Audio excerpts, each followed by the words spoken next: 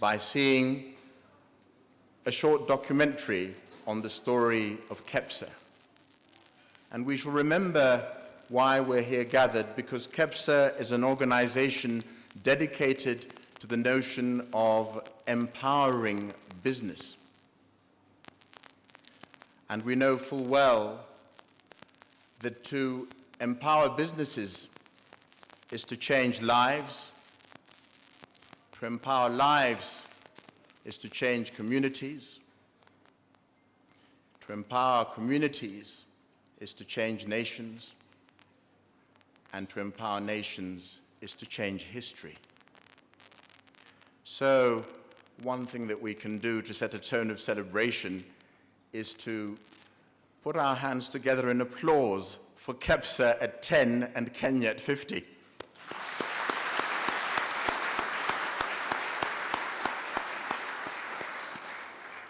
Ladies and gentlemen, if you'd be so kind as to try and locate a screen to look at near you.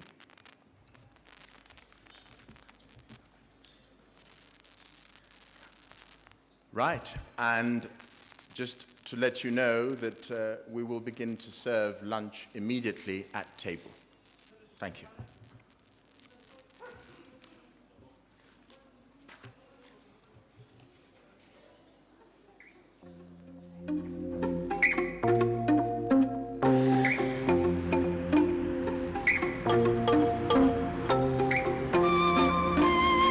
The year 2003 found a new government in place. This government was keen on change, overwhelmed with ideas and needed direction to make a turnaround.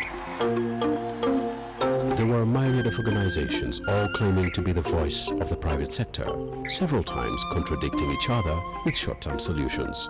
In 2002, after the NAC government came in, they asked the question, because again, different organizations went and said, no, we are the voice of the business community. It was ridiculous. We would all walk into the president. When we see the president, or, we all go with very many mundane lists of things. There was indecision in government because of that.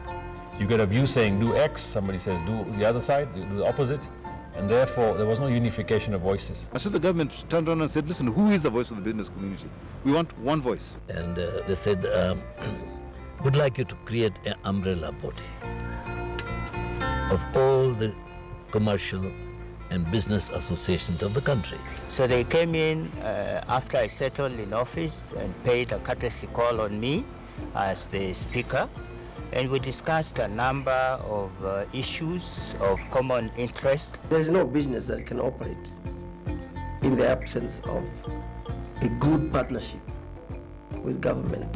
And that's what really motivated the private sector to be very proactively involved. The defining moment was the Mombasa meeting between the government people and private sector leaders to discuss the economic recovery strategy.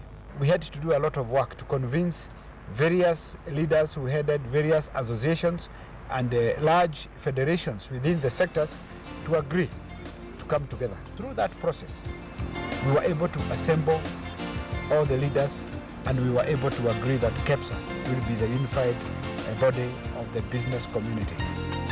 This was an interesting time for the business community because since independence it had been that government was the leader and all-round authority on all matters to do with economy, education, healthcare, infrastructure, energy, technology and so on. Professor Anyang' Nyong'o also played a very positive role in ensuring that the partnership thrived. The first 3 years, I would say, were extremely exciting, I must say. I think you remember those were the heydays of Kenya's very, very optimistic times after the tremendous support of the government. Kenya was rated one of the happiest nations on earth. And that had a very positive impact on the spirit and engagement of the private sector. We do two things mainly. One is really to develop the partnership between government and private sector through what we call the public-private dialogue platforms. Secondly, we also get involved in investments, encouraging investments into the country and investments outside the country and investments around the country and the growth of investments so that the local companies and the foreign companies can also expand But at the same time, we can attract more investments into the country and into the region. Our membership is both corporates and the associations. And so we look at the different aspects, whether it's agriculture, energy, security, infrastructure. There are about 18. We mirror ourselves with what government is doing, the different sectors of the economy. I would say since KEPSA was formed, we never looked back. It has been very effective, and it has really supported the government in shaping and guiding the way forward. We created a roundtable with the Prime Minister. We created a roundtable with the Speaker of the House. We created a roundtable with the judiciary. That means at every place there are problems.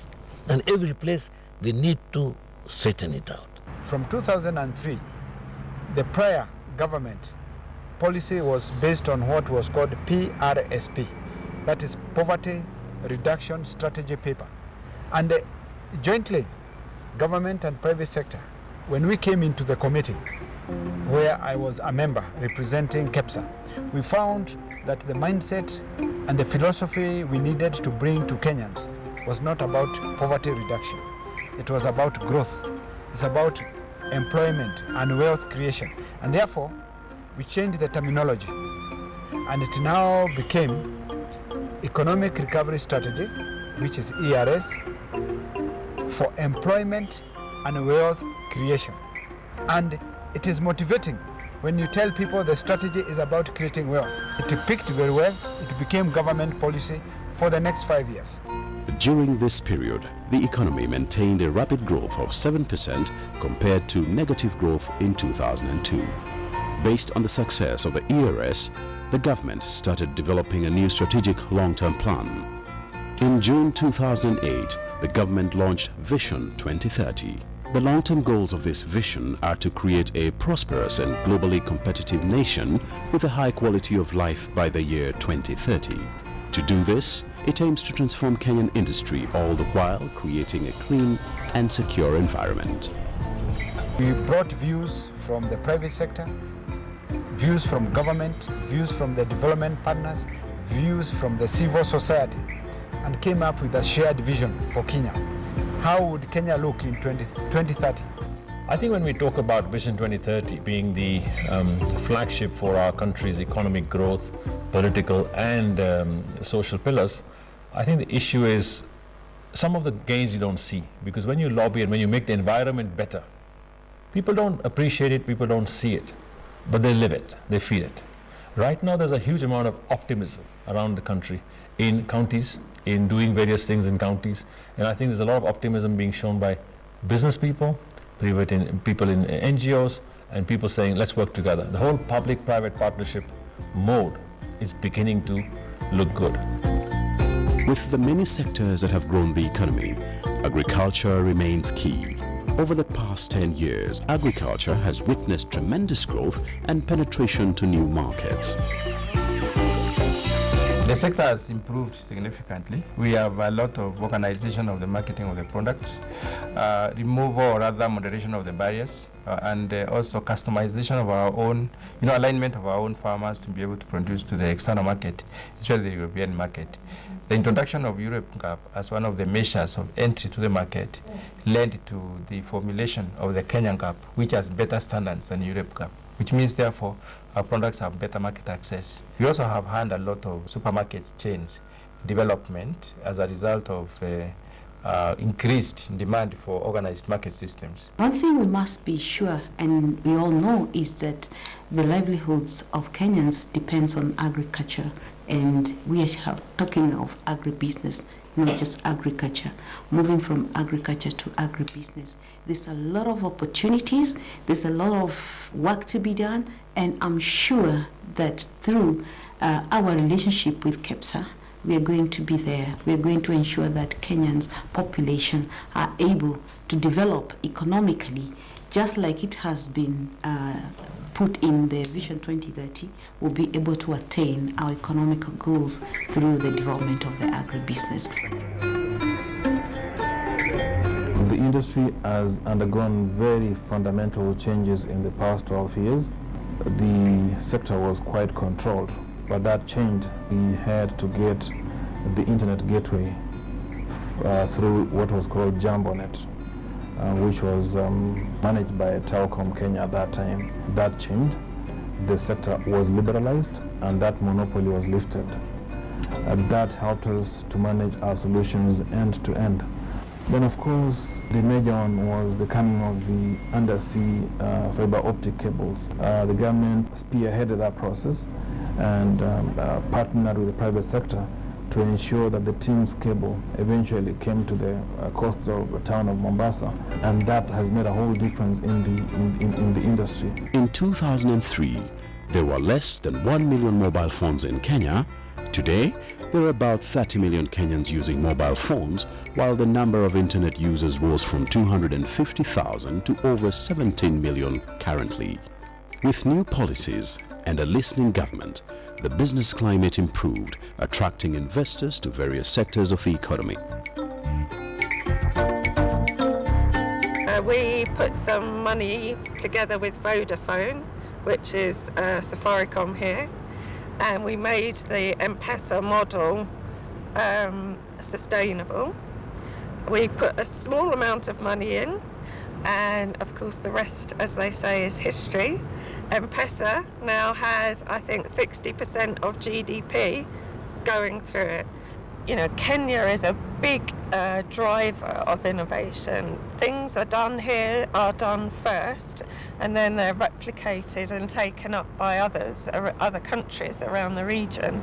And an organisation like KEPSA can really push for that and can be making sure its members drive that innovation forward in the country and around the region.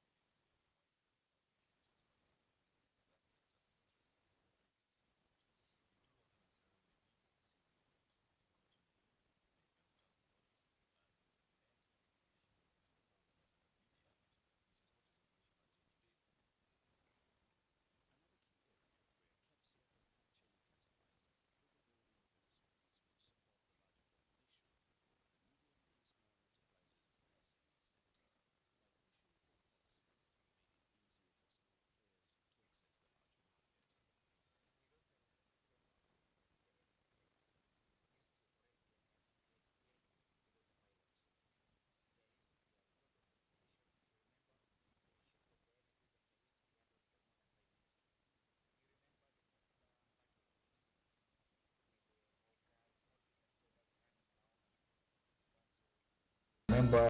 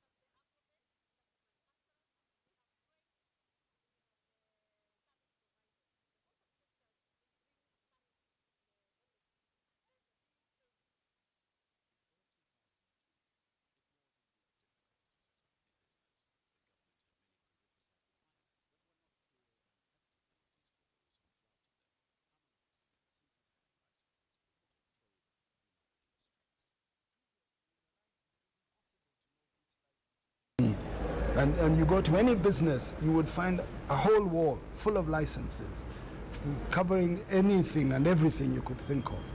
and all of which you had to have in place before you could start to do business, or else you would risk being in breach of the law. Nowadays, I know a lot of the councils claim that they've got a single business permit. It's not entirely true, but the number of licenses and permits has come down considerably.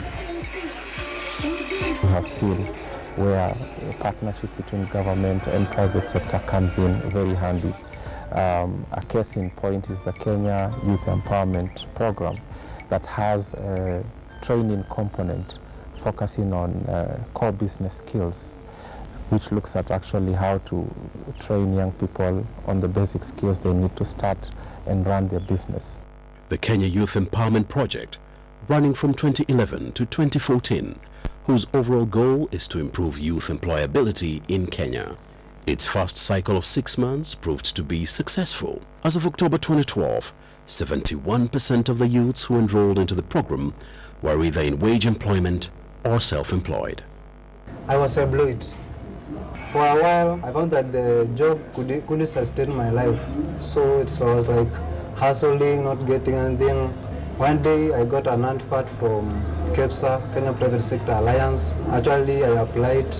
I was called for the internship. I went through the internship for a period of 6 months successfully. Then, before I finished the internship, I was already in business. Since there was one thing I was lacking, and that was the self skills. So I got the skills of business from them. KEPSA is the best thing that has ever happened to this country, because as much as we have the government that runs the show, we need the private sector, because it's a private sector that creates the wealth that the government then collects taxes and is able to run their programs and is able to do everything else. And the fact that KEPSA has come in and has been able to organize the way the private sector engages government, the way the private sector conducts its issues and affairs, that has made a lot. And the other thing that I want to really celebrate, especially now that KEPSA is turning 10, is the fact that they've actually provided an avenue for everyone. It's not just the way business was before, that it was a private members club for the rich people or the guys who have the money. I mean, people like us who are representing the youth also have a chance to be able to sit on the same table and be able to air our issues. Because as much as whatever the business that we are doing are small, when put together, then when mic test, Arnold, mic test, Arnold, can you hear me now? Can you hear me? There's been a dramatic shift in the dynamics in the finance sector over the last 10 years. You found that the financial services sector was dominated by... mic test, 1 2, mic test. The second 1 2, mic test. Problem was that the local banks mic test, 1 2. Had huge mountains of bad non-performing loans. Mic test, 1 2.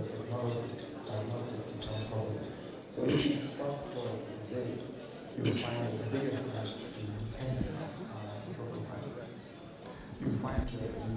quality of the loan in the sector has improved dramatically. And then today, technology is actually quite advanced. So now you can convert from the account. In fact, you don't need to use the bank. You can use the mobile phone, you can use the internet. So there's been a huge shift in the way the financial services sector has operated in the last 10 years. Yes. Come again. In terms of the economic development and trajectory that we have achieved, the time the institution was formed, Kenya was going through a political transition.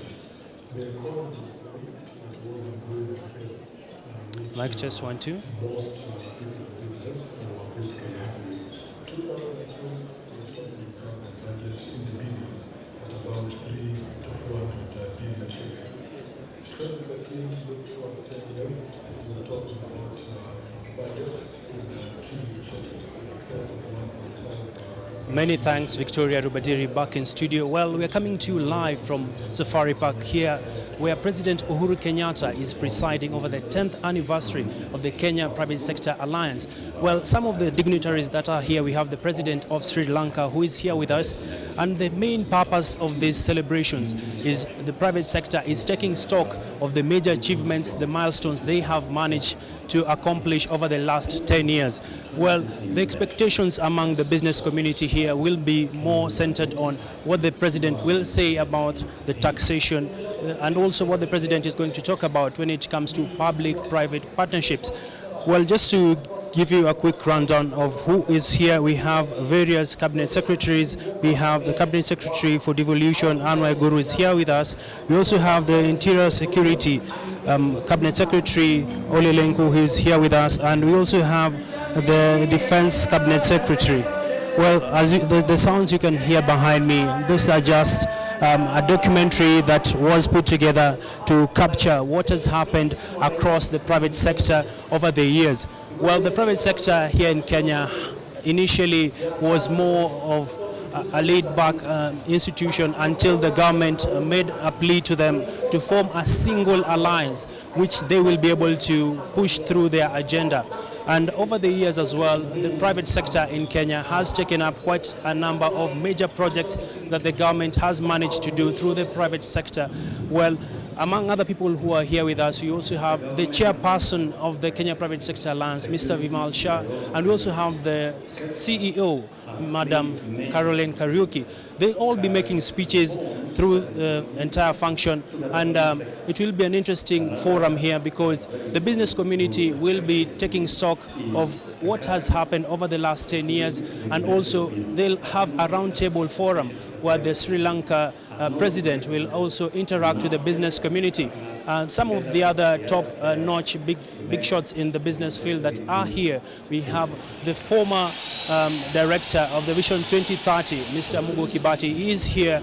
We also have people from the manufacturing sector. We have Betty Minor from Kenya Association of Manufacturers. And just to also give you more on what KEPSA has been able to do over time, KEPSA today will be actually doing a rebranding that is set to see the association be able to work better over the years.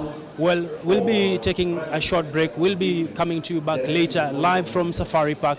Back to you, Victoria Rubadiri in studio. Because without that, we never had the political peace that we sought for the future. The expansion of free primary secondary education was backed up by the larger expansion of university education in Kenya's history. In 10 years, the university enrollment rose from 75,000 students in 2002 to 50,000 in 2012. One of the major benefits private schools got via KEPSA is when the new laws were being passed to align education to the new constitution. KEPSA was able to push the ministry, and then Kenya Private Schools Association was able to present views which were taken into account when the new education bill law was passed. When the new Teacher Service Commission bill was passed, we were listened to and our views were accepted almost entirely. And therefore now the new education laws are very friendly to private schools. Our economic transformation depends highly on training. We all know and appreciate that as a nation we have a national vision 2030, and this is highly determined by how we as a nation collaborate together towards enhancing the overall development of education. Matatu, or rather public transport industry, which is famously mentioned as Matatu, has had its history, a terrible history. It's an area where initially it attracted the bad boys. What I mean by the bad boys are people who had dropped out of school. We had people who would scout for passengers, despite the fact that people knew where they were traveling to. At one time, vehicles didn't even require insurance. So it was, related to so many bad things. There was no order at all. We thought the best way was to institutionalize by forming institutions that would be corporate, so that you don't deal with individuals.